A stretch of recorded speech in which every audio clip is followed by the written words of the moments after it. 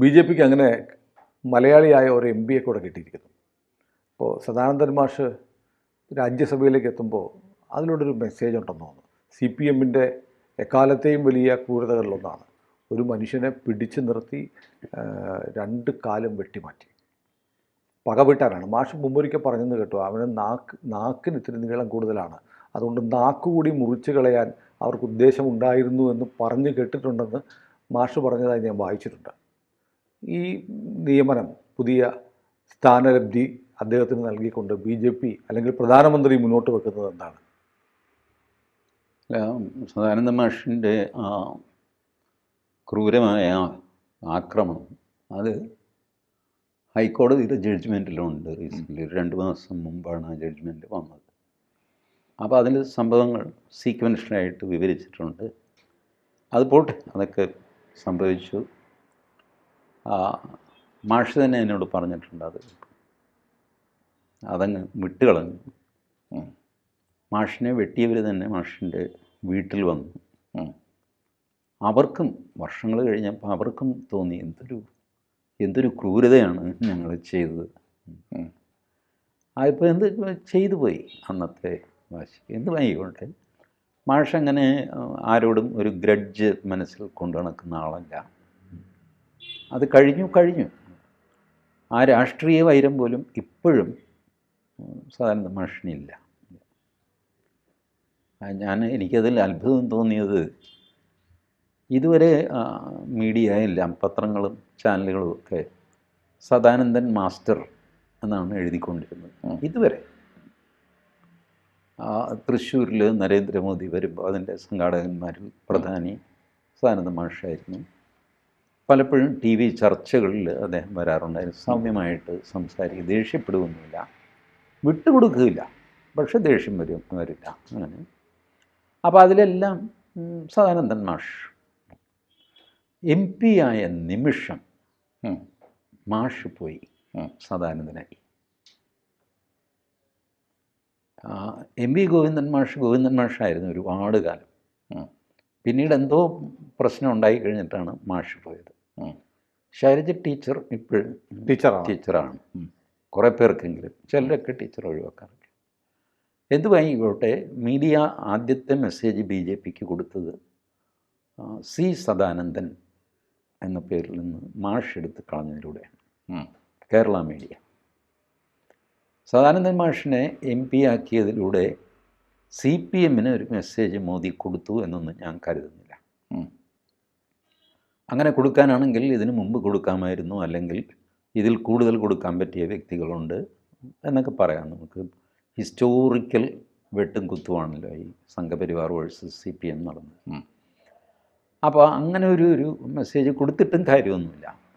ഇപ്പോൾ CPM-ൻ്റെ ആക്രമണത്തിനിരയായ ഒരാളിനെ രാജ്യസഭ MP ആക്കി, അതുകൊണ്ട് CPM-ൽ എന്ത് വ്യത്യാസം വരുമെന്നാണ്? കുറച്ചുകൂടെ അവർക്ക് ദേഷ്യം കൂടും എന്നുള്ളതല്ലാതെ പ്രയോജനമൊന്നുമില്ല. അങ്ങനെ ഒരു മോദിയെ സംബന്ധിച്ചിടത്തോളം അങ്ങനെ ഒരു മെസ്സേജ് കൊടുക്കുക, കുടില ബുദ്ധിയൊന്നും അതിനില്ല. അതൊരു പൊളിറ്റിക്കൽ ഡിസിഷനാണ്. കേരളത്തിന് ഒരു രാജ്യസഭാ MP കൊടുക്കണം എന്ന് തീരുമാനിച്ചു. ഈ രാജ്യസഭാ MP സാധാരണ ഇതിൽ നമ്മൾ കേട്ടിട്ടുള്ളത് മധ്യപ്രദേശിൽ നിന്ന്, മഹാരാഷ്ട്രയിൽ നിന്ന്, കർണാടകയിൽ നിന്നൊക്കെ ഒരു MP-യെ MLA-മാരെ കൊണ്ടുകൂട്ടി. ഇതിലുള്ള പ്രശ്നം എന്താണെന്ന് വെച്ചാൽ, അവിടെയുള്ള ആൾക്കാർക്ക് രാജ്യസഭാ MP ആവണ്ടേ, ആ ഒരിതും വരും. അപ്പോഴാണ് ഈ നോമിനേറ്റഡ് കാറ്റഗറിയിൽ പെടുത്തുന്ന ഇത് വന്നത്. സുരേഷ് ഗോപിയും നോമിനേറ്റഡ് MP ആയിരുന്നു. അതേസമയം V മുരളീധരൻ മഹാരാഷ്ട്രയിൽ നിന്ന് MLA-മാർ വഴി അങ്ങനെ MP ആയ ആളാണ്. തമ്മിൽ MP ആയി കഴിഞ്ഞാൽ സ്റ്റാറ്റസിന് വ്യത്യാസമില്ല, പക്ഷെ വന്ന വഴി രണ്ടാണെന്ന് പറയാൻ വേണ്ടി. അപ്പോൾ സദാനന്ദൻ മാഷും നോമിനേറ്റഡ് MP ആയിട്ടാണ് പോകുന്നത്. സദാനന്ദൻ മാഷിൻ്റെ കൂടെ വക്കീൽ, പ്രഗത്ഭനായ വക്കീലാണെങ്കിൽ ഉജ്വൽ നിക്കം, ഈ നമ്മളുടെ മുംബൈ സ്ഫോടന ആക്രമണ കേസ് പ്രോസിക്യൂട്ടറായിരുന്നു. പിന്നെ മീനാക്ഷി ജെയിൻ, അവർ നല്ലൊരു ഹിസ്റ്റോറിയനാണ്. അപ്പോൾ 4-മത്തെ ആൾ എനിക്കിപ്പോൾ ഓർമ്മ വരുന്നില്ല. എനിവേ, അപ്പോൾ ആ ഒരു സെലക്ഷനിൽ കേരളത്തിന് ഒരു MP-യെ കൊടുക്കാൻ കേന്ദ്ര സർക്കാർ തീരുമാനിച്ചു. അതേ തുടർന്നാണ് സദാനന്ദൻ മാഷ് കേരളത്തിൻ്റെ പ്രതിനിധിയായിട്ടാണ് രാജ്യസഭയിൽ പോകുന്നത്.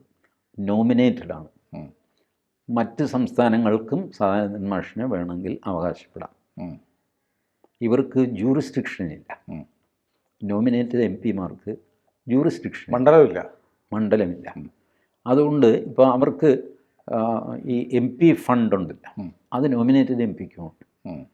ആ എം പി ഫണ്ട് അവർക്ക് ഏത് സ്റ്റേറ്റിൽ വേണമെങ്കിലും ചിലവാക്കാം. മറ്റതങ്ങനെയല്ല. കേരളത്തിലെ MLA-മാർ തിരഞ്ഞെടുത്ത് വിട്ട രാജ്യസഭ എം പി ആണെന്ന് വെച്ചോ, അദ്ദേഹത്തിൻ്റെ പൈസ കേരളത്തിൽ തന്നെ ചിലവാക്കണം. ദൈവം സഹായിച്ച് 5 പൈസ ചിലവാക്കാറില്ല കേട്ടോ. എല്ലാവരും ആ തുക ലാക്സാക്കി അത് ക്യാരി ഓവർ ചെയ്യും അടുത്ത വർഷത്തേക്ക്. എന്നാലും 10 പൈസ ഇവർ ചിലവാക്കില്ല. കഴിഞ്ഞ തവണ നമ്മൾ തിരഞ്ഞെടുപ്പിൻ്റെ സമയത്ത് കണക്കുകൾ ഞാൻ കാണിച്ചതാണ്. ചെയ്യില്ല ദുഷ്ടന്മാർ.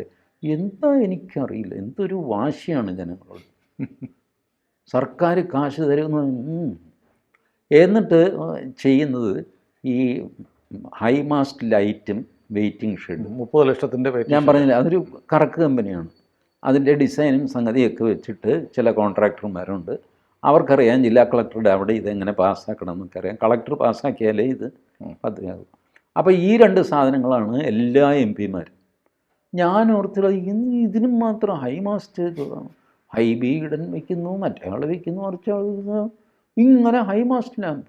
ഇതൊന്നും പ്രത്യേകിച്ച് ആവശ്യമില്ലാത്ത സ്ഥലത്തും കൊണ്ടുപോയിട്ട് ഈ വലിയ സാധനം കുറ്റി നാട്ടിട്ട് എന്ത് കാര്യം? അങ്ങനെ അന്വേഷിച്ചപ്പോഴാണ് എനിക്ക് ഈ രഹസ്യം മനസ്സിലായത്. ഇതാണ് കാരണം. ഈ ഫണ്ട് ചിലവാക്കേണ്ടത് എങ്ങനെയെന്ന് അറിയില്ല.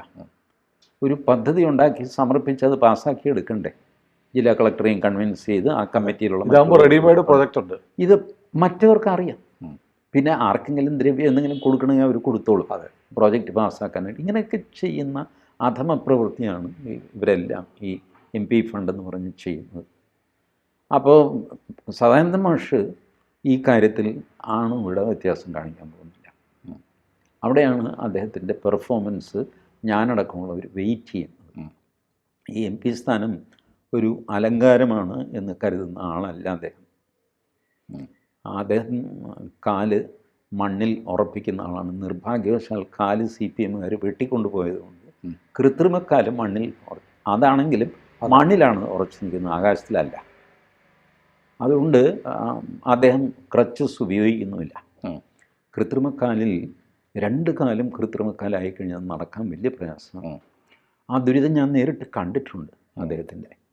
അപ്പോൾ വലിയ പ്രയാസമാണ്. മാസങ്ങളുടെ അധ്വാനം കൊണ്ടാണ് നടക്കാൻ പഠിക്കുന്നത്. ഭയങ്കര വേദനാജനകമാണ്, ഭയങ്കര വേദനയാണ്. അപ്പോൾ ഇതെല്ലാം കടന്നു വന്നൊരു മനുഷ്യൻ, ഒരു ഊതിക്കാച്ചിയ പൊന്ന് എന്ന് നമുക്ക് പറയാം. സകല കഷ്ടപ്പാടിലൂടെയും കടന്നു വന്ന അദ്ദേഹത്തിന് പൊതുജനങ്ങളുടെ പ്രശ്നങ്ങളും കഷ്ടപ്പാടുകളും മനസ്സിലാക്കും. ഈ എം പിയുടെ മറ്റേ ഫ്രീ ഫ്ലൈറ്റ് ടിക്കറ്റ്, അവിടെ ഫ്രീ താമസം, ഇവിടെ ഉദ്ഘാടനം, അതിന് മാലയിടൽ, ഇതിൽ മയങ്ങിപ്പോകാത്ത ഒരു ക്യാരക്ടറാണ് സദാനന്ദൻ മാഷ്. നിങ്ങൾ കൊണ്ടുപോയി ഒരു പുതപ്പൊക്കെ പുതപ്പിച്ച് മറ്റേ മാലയൊക്കെ ഇട്ട് കഴിഞ്ഞാൽ അങ്ങ് മയങ്ങിയിട്ട് അതിൻ്റെ കൂടെ അങ്ങ് പോവുക. ഇതൊന്നും നടക്കുകയൊന്നുമില്ല. പുതപ്പിക്കാൻ സദാനന്ദൻ മാഷ് പറയും, ബാർബർ ഷോപ്പിൽ ചെന്നാൽ ഇതിലും നന്നായിട്ട് പുതപ്പിക്കും, പൗഡർ വിട്ട് തരും, 20 രൂപ കൊടുക്കണമെന്നുണ്ട്.